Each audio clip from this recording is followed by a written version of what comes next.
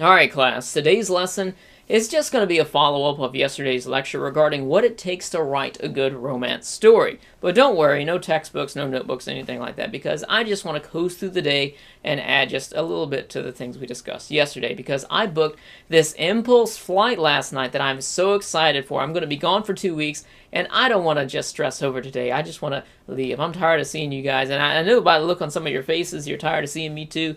Especially you back there, Johnny. I know you don't like me, but believe me, the feeling is mutual after you fail all those tests I tried so hard to get you to pass. Even gave you the answers to one of them, and you still fucked up. I don't know how you managed that, but today, I just wanted to discuss an anime, which was recommended to me by another one of my students in another class, who just so happens to be smarter than a lot of you, but it is called Kuzu no Honkai. So Kuzu no Honkai, or what we're going to be calling Scum's Wish, follows the 17-year-old Hanabi, who is having terrible problems with her love life due to the fact that she is desperately in love with the man she refers to and introduces us to as brother. And at that point, I just turn it off. I think, you know what, it's a damn shame because it's a beautiful looking anime. We don't get too many shows animated which are romance/seinen series, and I had high hopes for this, but if it is something which caters to people who have a fetish for incest, little sister complex, big brother complex, we all know by now that this is actually a problem with anime, and it's kind of making anime look bad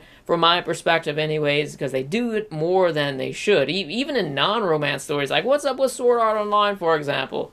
You know, that sort of thing. So, we see it more often than we should, but what brought me back to the show was that I remembered that she might have just been referring to him as brother, because that's kind of how they talk in Japan. If there's somebody who's around your age and you're really close to each other, then you can call them brother or sister in their language, of course, and also it works from, you know, there on. You can refer to people who are the same age as your parents as being aunt, uncle. If there's someone even older than that, you can refer to them as grandma, grandpa. That's just kind of how it works. However, I believe that if you're close to someone for that long, if you're childhood friends with somebody for such a long time as that your family is even close to the person, then you should probably be on first name basis with a person at that point, or at least just refer to them in your mind by using their first name, because that's kind of how people think. But she doesn't do that in the show. She always refers to him as brother, and I feel like they do that simply because there is actually a fetish. There is a market over there in Japan for incest, because people do have big brother, little sister complex, that sort of thing.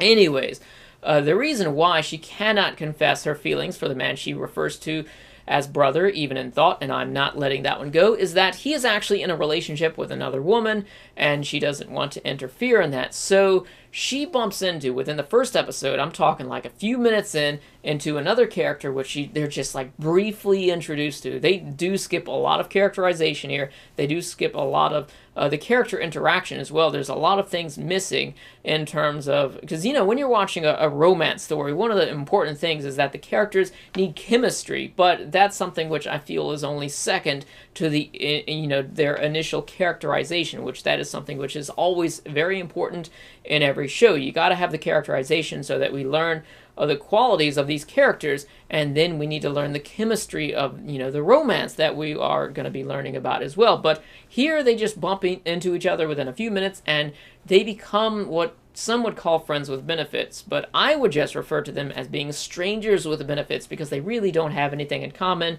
and we see such a vague introduction to this other character. But the reason why they both get together is that he is actually in love with the woman who is dating Hanabi's person that she refers to as brother, even in thought. Now, it is getting a little bit complicated, because you have two people who are together simply because they want to be with other people who are already in a relationship, and it gets even more complicated than that.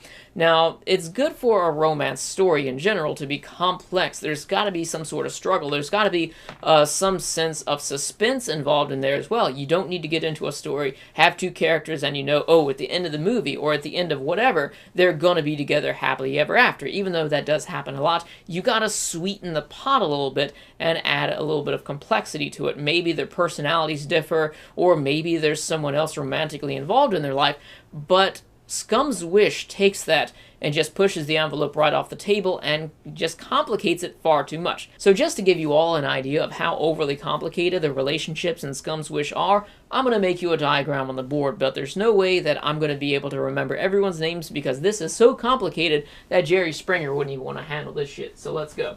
So we have Girl A here, who is Hanabi, who is desperately in love with the guy who she refers to as brother.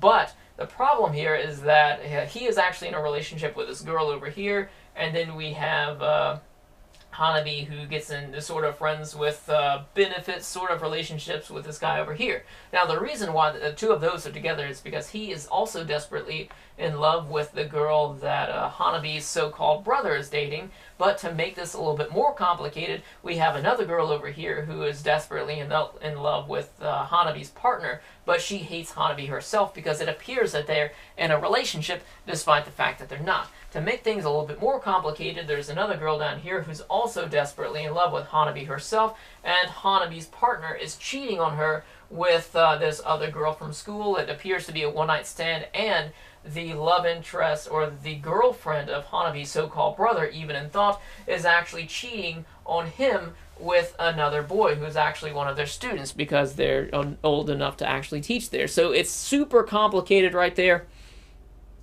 Oh, come on, Timmy. You're asleep already. I haven't even been in the class for 10 minutes yet trying to teach this. But you guys, you know what? We woke up Timmy last time, but we're just going to let him sleep today because anything relating to romance is forever going to be obscure to this guy. I'm sorry, Timmy. Did I wake you up? Fuck off, you Sasquatch. Anyways, go to the office. But for the rest of you assholes who don't want to sleep through class, this is just a little bit too complicated. I think if they were to just erase like all of this right here, then that would be maybe a little bit over here too. That would be a little bit more ideal in terms of what a good romance would require in terms of being complicated with other parties. So in addition to how overly complicated the relationships in Scum's Wish are, which by the way, everything that I explained here happened within the first 3 episodes of the anime, which are regular length, 24-25 minutes each, so they're just flying through one another here. And on top of that, the characterization is just so bare bones here. It's like everyone is assigned a one-dimensional character trait and they don't really expand upon that at all. It's just moving so fast that there's also no chemistry between any of these characters here. And I know whenever we watch a romance, we want there to be chemistry between the characters, but there's just none. Like, even if it is a given that Hanabi is desperately in love with a man she refers to as brother, there should be some chemistry there. Like, why does she love him? Why does she feel this way? It's simply explained to be because he was around her for a long time and that was it. And I don't know about you, but that is just not enough to be that desperately in love with somebody that you're willing to fuck several strangers. Well, not necessarily fuck them because she's still a virgin, but they do mess around a lot. There's a lot of messing around here, and the show is very graphic in terms of that. So I think really the best selling point about this is that it's definitely doing a great job at targeting people who only want to see characters mess around in an anime, but as far as an actual romance is concerned, it is desperately lacking in that regard. So despite the fact that I've already described the characterization and character interaction as being bare bones along with the relationships being overly complicated and extremely shallow, is that I continue to watch the show, and the only thing that I felt and thought when watching the show is that I think that she is going to get feelings for this boy, and I also think that he is taking advantage and using her, basically, because he's probably just hooking up with other girls as well. And by episode 3, they already reveal the fact that she is getting feelings for him, and he is actually cheating around on her, but at the same time, she's kind of screwing around on the side as well, too. So, you know, it's just overly complicated for no reason, and I really had my hopes up that we would for once get not a relationship, not a romance anime that is incredibly realistic and down-to-earth, or a relationship, because then we would get shows titled something along the lines of that awkward moment the first time she farts in your present, or be sorry honey, I can't have sex right now because I've already masturbated 3 times a day and it is raw and hurts to have an erection. We'd get things like that if romance anime were like incredibly realistic, but there has to be an area where it just plays a little bit with your fantasy, a little bit. It just teases you just a little bit, but not too much, to the extent where it's just nothing but sensuality, and it's just nothing but graphic imagery. And I think this is the type of show that Scum's Wish is. Now, class, I've got a prediction about the show. By the time I come back, you can tell me if any of this pans out, because trust me, I'm not going to be watching any anime where I'm going.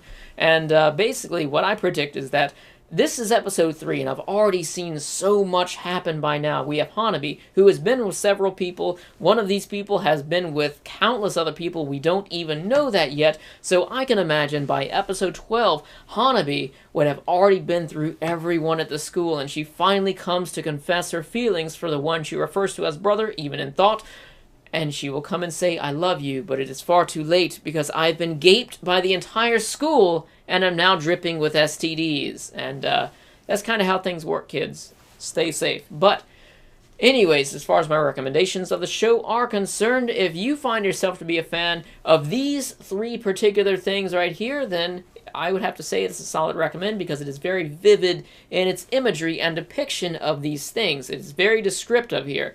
However, if you are looking for a solid romantic story, then I cannot recommend Scum's Wish, because it just doesn't offer enough. It's simply just graphic imagery, and it's not really much of a romance story. It's just overly complicated for the sake of being overly complicated. However, I will continue to watch this. I kind of like the way it looks, and it's kind of like I'm watching a train wreck at slow motion, but I may make continuous videos about this. I'm definitely going to review it. So anyways, let me know. Just write me an essay about what you think, or just leave me a short little comment on your papers. Let me know what you think about Scum's Wish, and let me know about that. You can hand in your papers. And by the way, as far as my trip is concerned, I decided to book a trip to Japan, because this anime makes me feel like if I go to Japan, I mean, if I'm there for 2 weeks, I can visit some sugar walls from around the country, and also eat a lot too, because that's some good shit over there.